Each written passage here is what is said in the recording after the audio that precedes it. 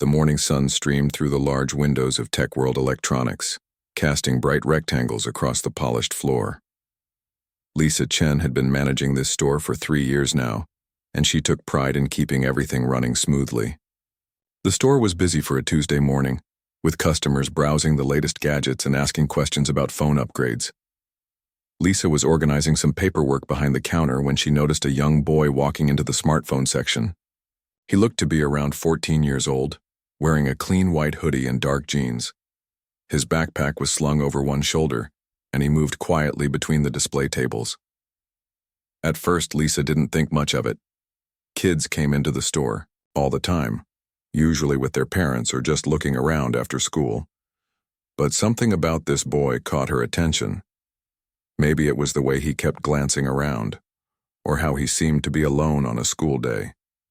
She watched as he picked up one of the newest iPhone models from the display. The phone was worth over $1,000, and Lisa felt a familiar tension in her chest. The store had been dealing with more theft lately, and her boss had made it clear that preventing losses was a top priority. The boy held the phone for a long time, turning it over in his hands and examining it closely. Lisa noticed how his fingers moved across the screen, testing the features. He seemed to know exactly what he was looking for. This made her even more suspicious. Why would a kid his age be so interested in such an expensive phone unless he was planning something? She tried to focus on her work, but her eyes kept drifting back to him. The boy moved to another display, this time picking up a Samsung Galaxy. Again, he held it carefully, checking the camera and scrolling through the menu. Lisa's worry grew stronger. "Can I help you find something?" called out Tony, one of the sales associates, but the boy just shook his head politely and said he was just looking. Lisa frowned. Most kids would ask lots of questions or get excited about the features. This one was different. He was too calm, too focused. She had worked in retail long enough to develop what she called her shoplifter sense, and right now, all her alarm bells were ringing. The store got busier as the morning went on. A family with 3 kids came in looking for tablets, and an elderly man needed help setting up his new phone. Lisa tried to stay busy, but she kept one eye on the boy in the smartphone section. That's when she saw it happen. The boy was holding another iPhone, examining it like he had with the others. But this time, instead of putting it back on the display, he slipped it into the front pocket of his hoodie. Lisa's heart jumped. She had seen it clearly. The phone disappeared into his pocket in one smooth motion. She felt a rush of adrenaline, mixed with anger. How dare this kid try to steal from her store? Lisa had worked too hard to build her reputation as a manager to let some teenager walk out with expensive merchandise. Without hesitation, she grabbed the store radio and called for security. "We have a situation in electronics. Need backup now," she whispered into the device. Mike, the security guard, was there within minutes. He was a large man with a serious expression who had been working security for years. Lisa quickly explained what she had seen, pointing to the boy who was now looking at accessories near the phone cases. "You sure you saw him take something?" Mike asked quietly. "Absolutely. I saw him put an iPhone in his hoodie pocket. He's been acting suspicious since he got here." Mike nodded and positioned himself near the store entrance while Lisa walked closer to the electronics section. She wanted to make sure the boy didn't try to leave through a back exit or pass the phone to someone else. The boy seemed oblivious to the attention he was getting. He continued browsing, occasionally picking up a phone case or looking at charging cables. To anyone else, he might have looked like a normal customer, but Lisa knew better. Other customers were shopping nearby.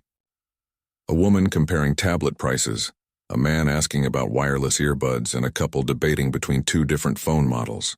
Lisa realized she would need to handle this situation carefully to avoid causing a scene, but she also couldn't let a thief walk away. She decided to approach him directly. Walking over with her most professional smile, she said, "Excuse me, young man, can I help you find something specific today?" The boy looked up at her with surprised eyes. "Oh, no, thank you. I'm just looking around." "Are you here with your parents?" Lisa asked, trying to sound casual while scanning his appearance for any signs of hidden merchandise. "No, I'm by myself.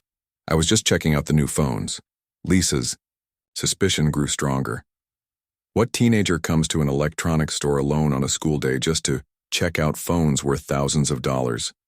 Well, if you need any help, just let me know, she said. But she didn't move away.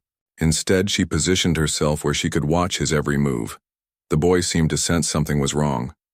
His relaxed demeanor changed, and he started looking around nervously. He picked up his backpack, which had been sitting on the floor, and slung it over his shoulder.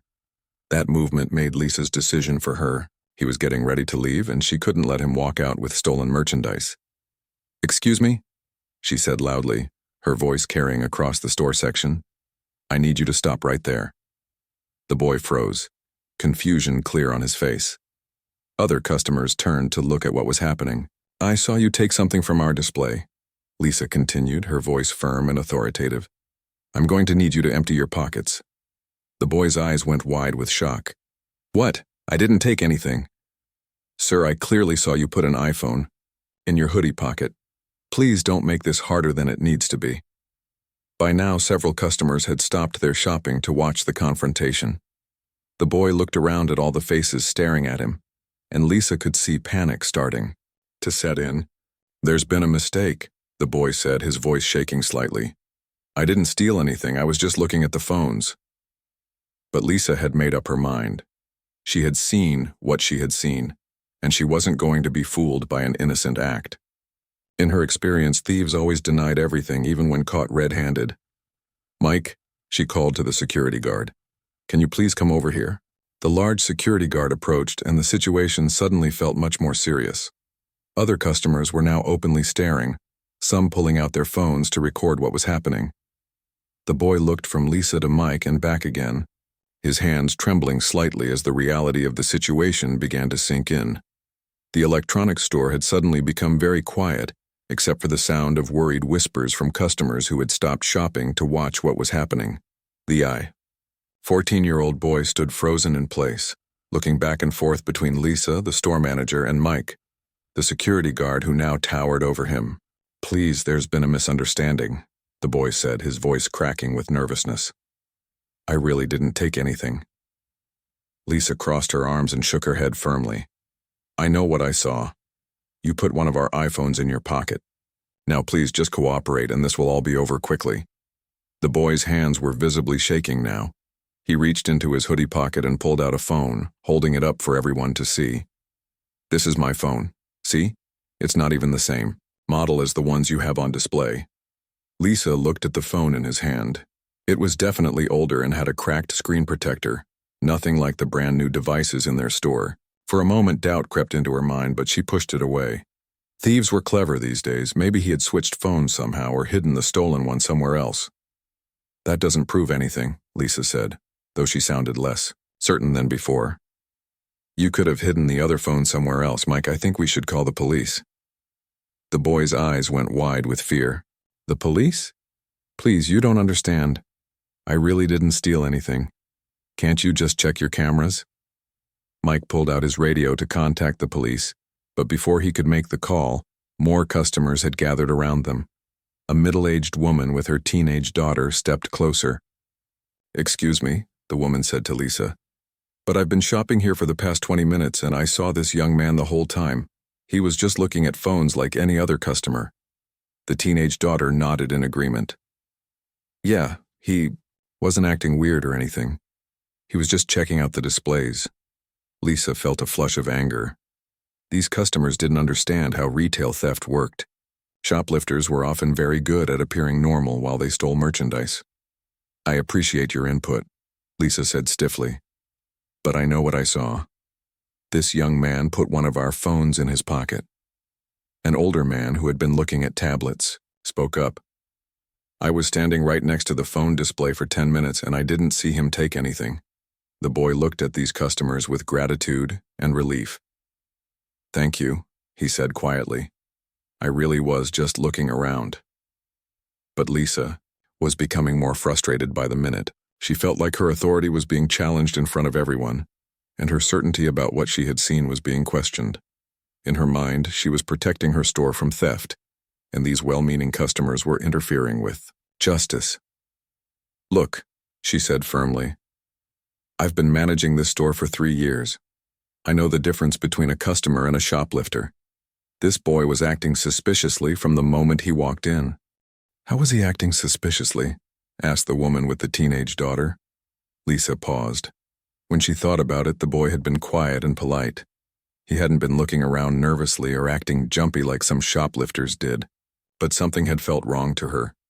He was alone on a school day, Lisa said, and he was spending too much time looking at expensive phones without any intention of buying anything.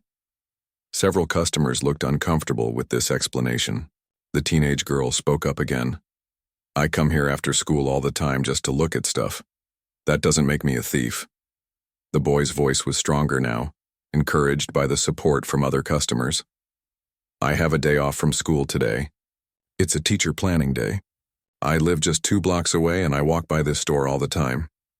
Lisa felt the situation slipping away from her control. The other customers were clearly siding with the boy, and she was starting to look like the bad guy. But she was sure she had seen him take something. She replayed the moment in her mind. He had definitely put something in his pocket. Mike, she said to the security guard, let's just have him empty all his pockets so we can settle this once and for all. Mike looked uncomfortable. He had been watching the boy too, and honestly, the kid didn't seem like a typical shoplifter. But Lisa was his boss, and she seemed certain about what she had seen. Son, Mike said gently, would you mind emptying your pockets for us? If you didn't take anything, this will clear everything up. The boy looked around at all the faces watching him. Some people had their phones out recording the confrontation. He realized that no matter what happened next, this embarrassing moment was probably going to end up on social media. Fine, he said, his voice barely above a whisper. But this is really humiliating. With shaking hands, he began pulling items from his pockets. First came his cracked phone, which he had already shown them. Then a small wallet with a few dollar bills and his school ID card. Next, he pulled out a pair of earbuds and a tangled mess, some coins, and a piece of gum. Lisa watched each item carefully, expecting to see a stolen phone appear at any moment. But as the boy's pockets became empty, no iPhone appeared. Check his backpack, Lisa said quickly, not ready to admit she had been wrong. The boy unzipped his backpack and turned it upside down. School notebooks fell out, along with some pencils, a water bottle, and a sandwich wrapped in aluminum foil. Still no stolen merchandise. The crowd of customers was getting larger now, and Lisa could hear murmurs of disapproval. She was starting to realize that she might have made a terrible mistake, but her pride prevented her from backing down immediately. He must have hidden it somewhere, she said, though her voice lacked the confidence it had before, or passed it to someone else. The woman with the teenage daughter stepped forward. Ma'am, I think you owe this young man an apology. You've embarrassed him in front of all these people based on nothing more than a feeling. Other customers began nodding, in agreement. The old man who had been watching the tablet display shook his head sadly. This is exactly the kind of thing that gives businesses a bad reputation. The boy was fighting back tears now, clearly overwhelmed by the situation. He began putting his belongings back in his pockets and backpack with trembling hands. I want to call my dad, he said quietly.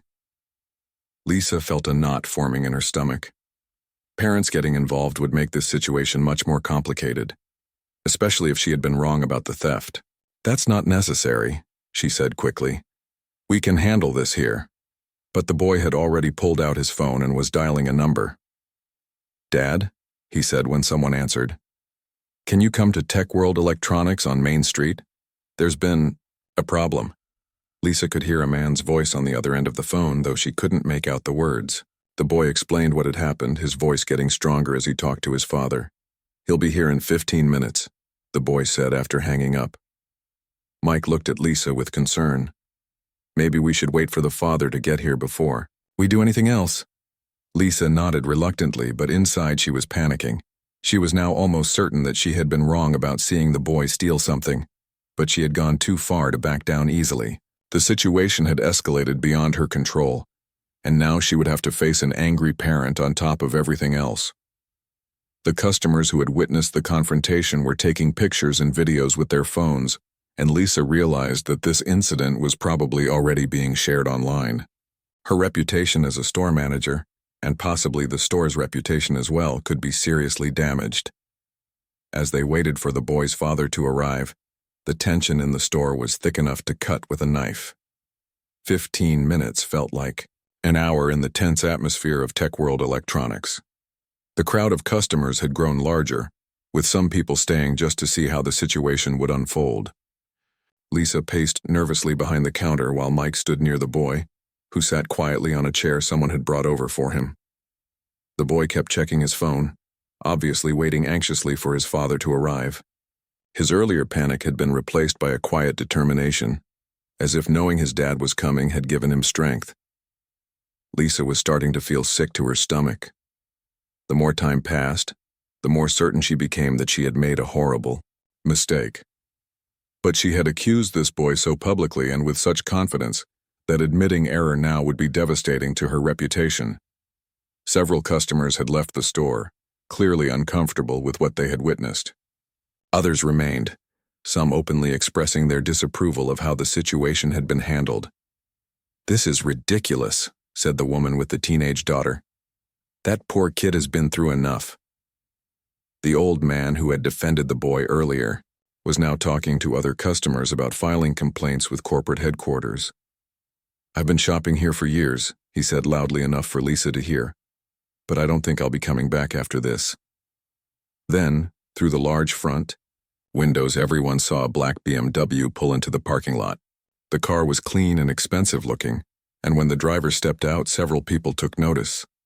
The man who walked through the store's front door was tall and well-dressed in a dark business suit.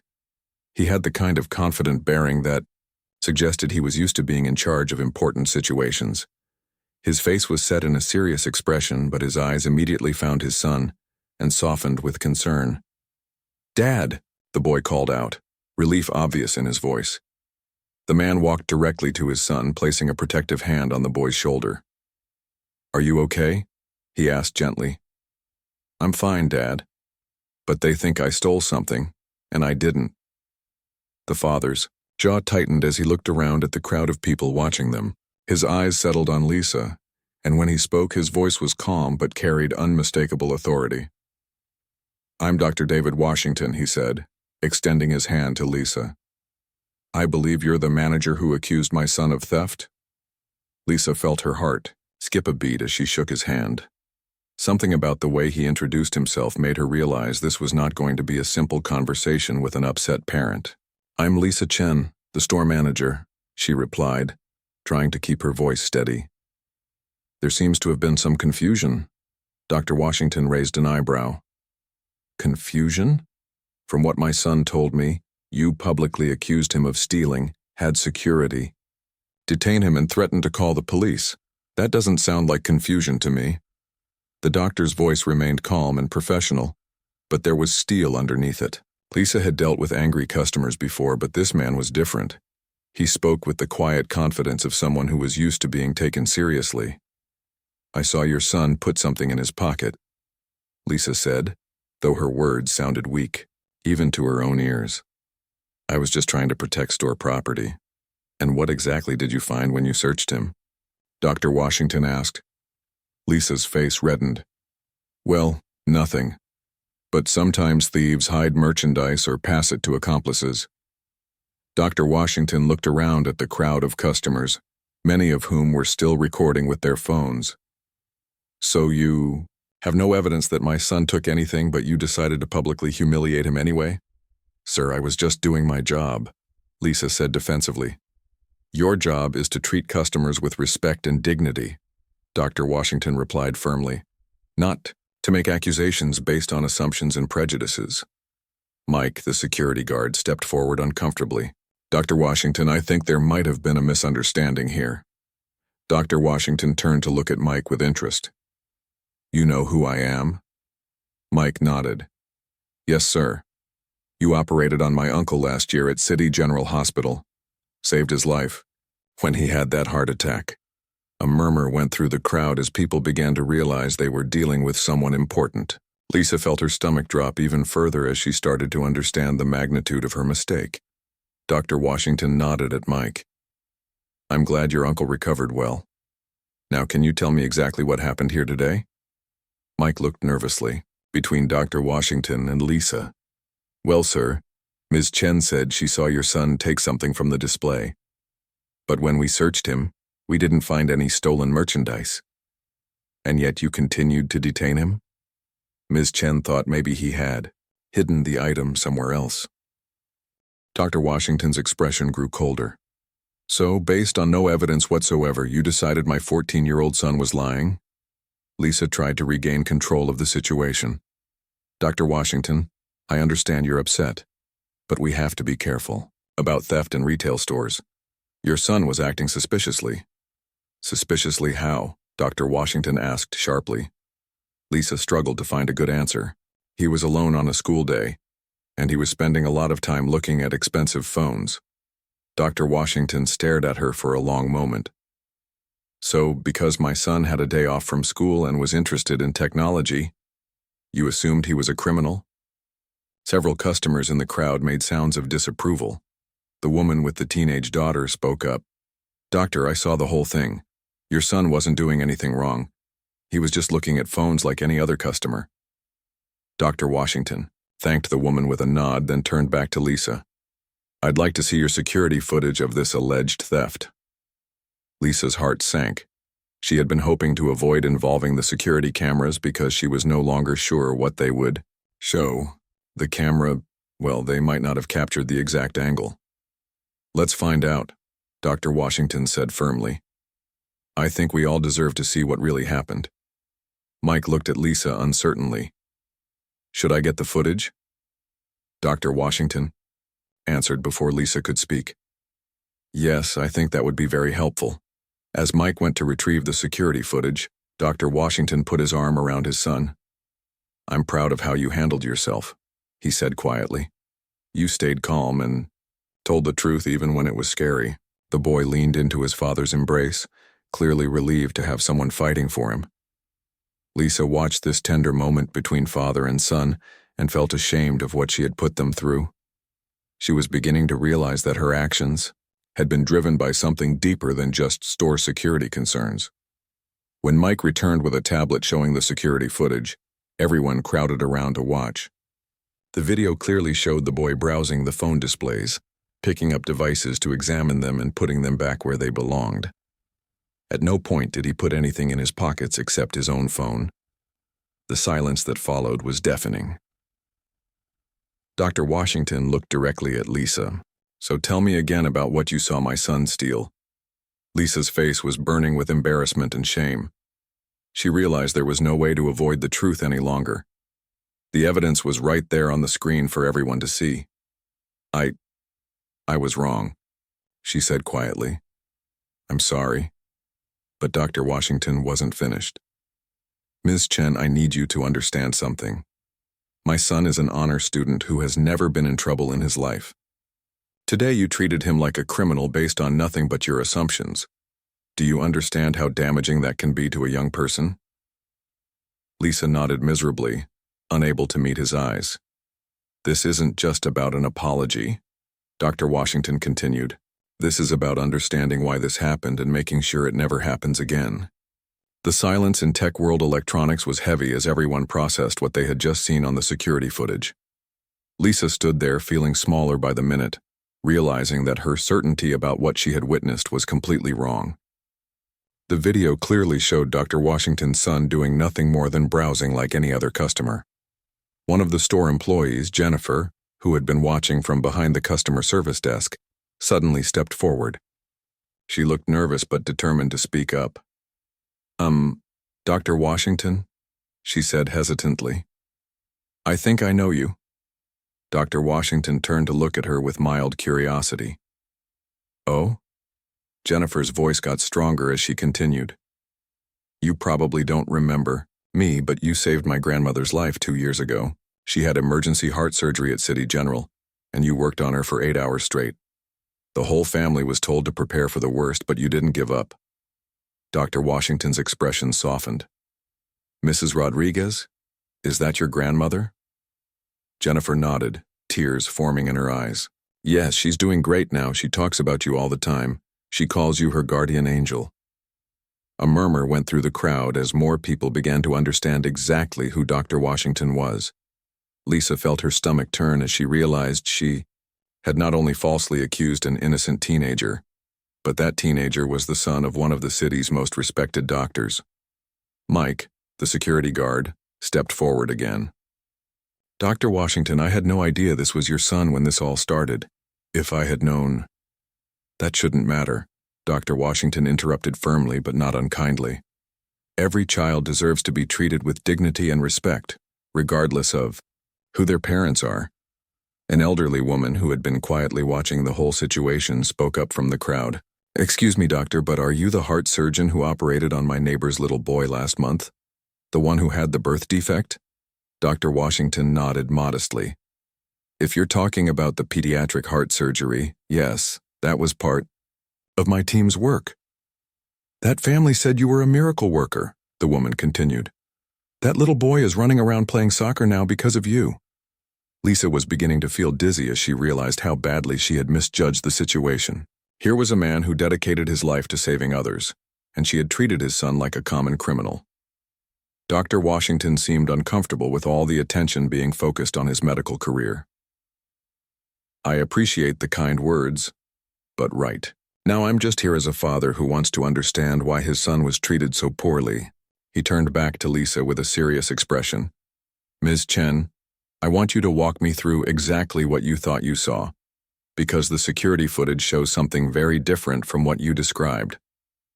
Lisa took a shaky breath. She knew she had to be completely honest now, even though it was humiliating. "I saw your son pick up a phone and I thought I saw him put it in his pocket. But looking at the video, I can see that he just put his own phone back in his pocket after checking something on it. So you assumed the worst without taking time to observe carefully or ask questions?" Lisa nodded miserably. "Yes, I made a terrible mistake."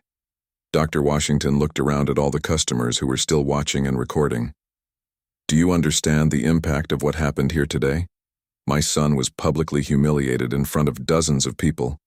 Some of them recorded it, and probably posted it online already. He'll have to live with this embarrassment, and for what, because you jumped to conclusions?" The boy, who had been quiet during most of this conversation, finally spoke up. "Dad, can we just go home? I don't want to be here anymore." Dr. Washington's expression immediately softened as he looked at his son. "Of course we can go. But first, I think Ms. Chen has something to say to you." Lisa stepped forward, her hands trembling slightly. "I owe you a sincere apology," she said to the boy. "I was completely wrong to accuse you of stealing. You did nothing wrong, and I'm very sorry for embarrassing you and making you feel bad." The boy looked at her for a moment, then nodded. "Thank you for saying that." But Dr. Washington wasn't satisfied with just an apology. "Ms. Chen, I need to know that you understand why this happened. This wasn't just a simple mistake."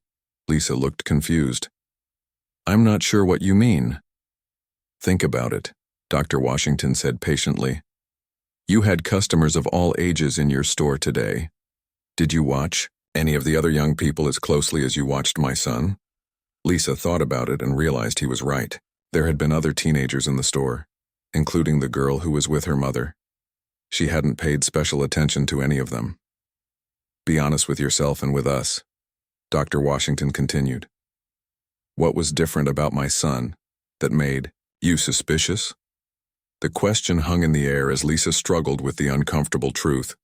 She looked around at the faces watching her, black faces, white faces, young and old, and she began to understand what Dr. Washington was getting at. I don't know," she said quietly. But even as she said it, she was starting to realize she did know. Jennifer, the employee whose grandmother Dr. Washington had saved, spoke up again. "Dr. Washington, I've worked here for 2 years, and I've never seen Ms. Chen treat a customer like this before." Dr. Washington nodded. "I believe that. I don't think Ms. Chen is a bad person, but I think she made assumptions based on unconscious biases that she might not even realize she has." Lisa felt tears forming in her eyes as the truth of his words hit her. She had seen a young black boy looking at expensive electronics and had immediately assumed the worst. She had let prejudices she didn't even know she had guide her actions. "You're right," she whispered. "I don't think I would have watched a white teenager the same way. I'm ashamed to admit that, but it's true." The honesty of her admission seemed to surprise some people in the crowd. Dr. Washington studied her face for a moment, as if trying to decide whether she was being genuine. "Ms. Chen, the fact that you can admit that is actually the first step toward making sure this never happens again," he said. "But admission isn't enough. What are you going to do to change?" Lisa wiped her eyes and took a deep breath. "I don't know exactly, but I want to learn. I want to understand how to do better." Dr. Washington looked at his son, who was watching the conversation with interest. "What do you think?" he asked the boy. "She seems sincere about wanting to change." The boy considered this for a moment. Maybe she could take some classes or training about treating people fairly. Dr. Washington smiled proudly at his son's mature response. "That's a very thoughtful suggestion." He turned back to Lisa. "My son has given you a gift by being willing to forgive and think about solutions. I hope you'll take that seriously." Lisa nodded eagerly. "I will. I promise I will." 3 weeks had passed since the incident at Tech World Electronics, and the story had spread far beyond what anyone could have imagined. Someone in the store had posted a video of the confrontation online, and it had been shared thousands of times across social media platforms. The story made local news, and then national news picked it up as an example of racial bias in everyday situations. Lisa Chen sat in her car outside the community center, taking deep breaths before going inside. Today was her third session of the unconscious bias training she had voluntarily signed up for after the incident. The first 2 sessions had been difficult and eye-opening, forcing her to confront uncomfortable truths about herself that she had never recognized before. The training was led by Dr. Patricia Williams, a psychologist who specialized in helping people understand and overcome their hidden prejudices. The group included people from all walks of life: store managers, teachers, police officers, and others who wanted to examine their own biases and learn to do better. Inside the community center, Lisa took her usual seat in the circle of chairs. The other participants greeted her warmly. Over the past few weeks, they had all shared their own stories of unconscious bias, creating a safe space for honest self-reflection.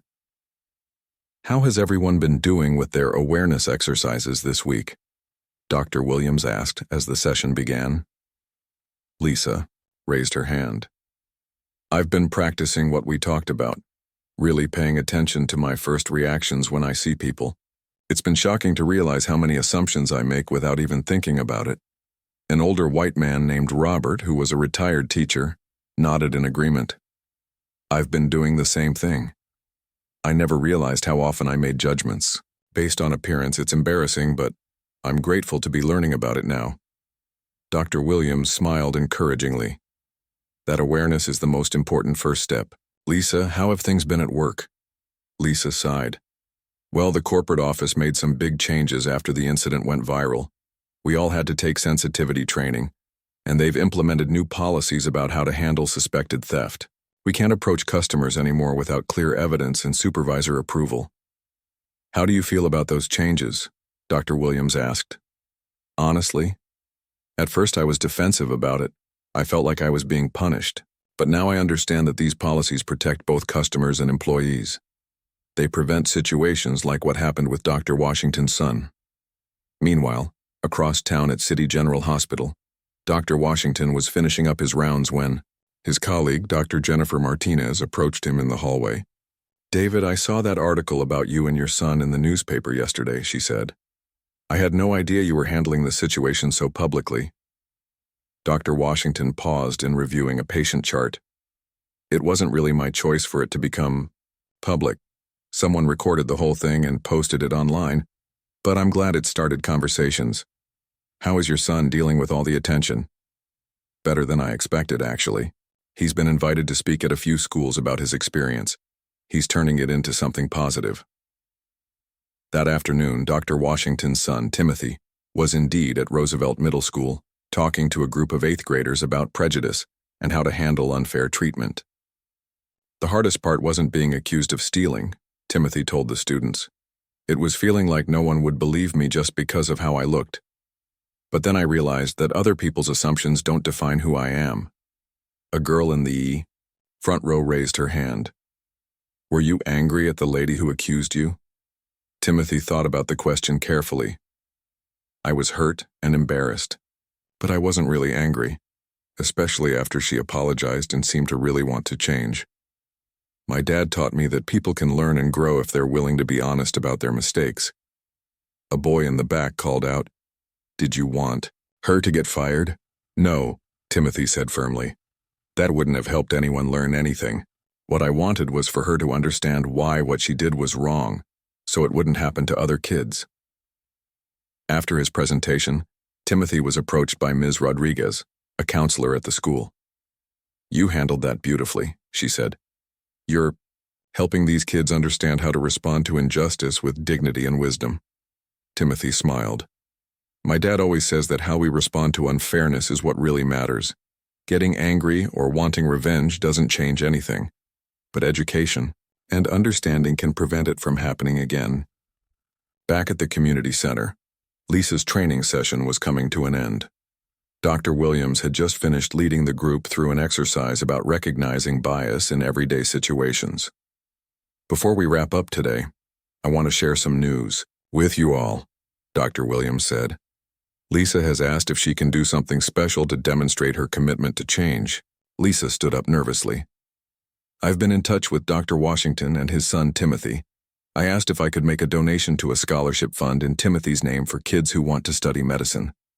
Dr. Washington suggested instead that I volunteer with a youth mentorship program that helps kids from underserved communities." The group murmured approvingly as Lisa continued. "So starting next month, I'll be spending my Saturday mornings tutoring kids in math and science at the community youth center. I want to do something positive instead of just feeling guilty about what I did wrong." Dr. Williams beamed. "That's exactly the kind of action that turns learning into real change. How do you feel about this decision?" "Nervous but excited," Lisa admitted. "I want to get to know kids as individuals instead of making assumptions based on stereotypes. I think it will make me a better person and a better manager." 2 months later, the local newspaper ran a follow-up story about the incident and its aftermath. The reporter interviewed several people involved, including Lisa, Dr. Washington, Timothy, and some of the customers who had witnessed the original confrontation. The woman who had defended Timothy in the store, Patricia Johnson, told the reporter, "What impressed me most was how the family handled this. They could have just demanded an apology and left it at that. Instead, they turned it into a teaching moment for everyone." Mike, the security guard, had also made changes in his life. "I realized that day that I need to think more carefully before automatically backing up my manager. Just because someone is in authority doesn't mean they're always right. I should have asked more questions instead of just going along with the accusation." The store's corporate headquarters had implemented new training programs at all their locations based on what happened at the Main Street store. Regional Manager David Park explained to the reporter, "This incident was a wake-up call for our entire company. We've invested in bias training for all employees and created new protocols that require evidence before any customer can be accused of theft." Dr. Washington was quoted in the article saying, "The goal was never to punish anyone or get revenge.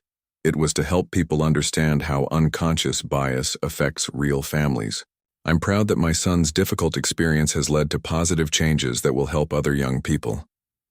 Timothy, now known around school as a thoughtful advocate for fairness, had started a diversity club that met weekly to discuss issues of prejudice and inclusion. When asked by the reporter what he had learned from the experience, he said, "I learned that most people aren't really bad. They just sometimes act on assumptions without thinking. But if you're willing to have honest conversations, people can change." The reporter noted that Lisa had completed her bias training and was now volunteering regularly with at-risk youth. When interviewed, she said, "I can't undo what I did that day, but I can make sure I never make the same mistake again. Working with these kids has opened my eyes to how harmful assumptions can be, but also how much good we can do when we treat each person as an individual." The article concluded by noting that while the incident had been painful for everyone involved, It had sparked important conversations about race, bias, and justice throughout the community. Several other businesses had implemented similar training. Programs in local schools had begun, including discussions about unconscious bias in their curricula. Dr. Washington kept a copy of that newspaper article in his office desk drawer. Sometimes, when he had a particularly difficult day at the hospital, he would pull it out and read it again. It reminded him that even painful experiences could lead to positive change when people were willing to listen, learn, and grow together. The incident that had started as a moment of injustice had become something much larger, a community-wide effort to build understanding and prevent similar situations from happening to other families. It proved that while prejudice and bias were real problems, they weren't permanent ones. With education, empathy, and commitment to change, people could learn to see past their assumptions and treat each other with the dignity everyone deserved.